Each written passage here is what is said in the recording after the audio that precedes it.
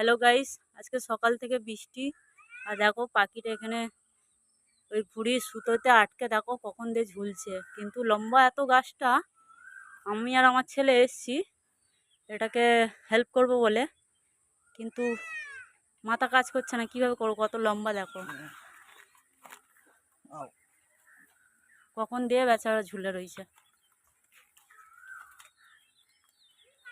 কি কষ্ট হচ্ছে গো।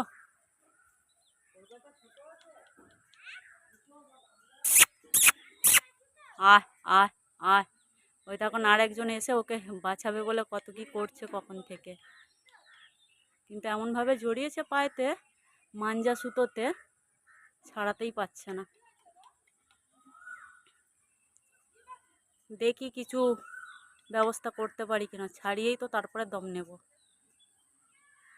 ঠিক আছে বন্ধুরা, টাটা। বৃষ্টিও পড়ছে।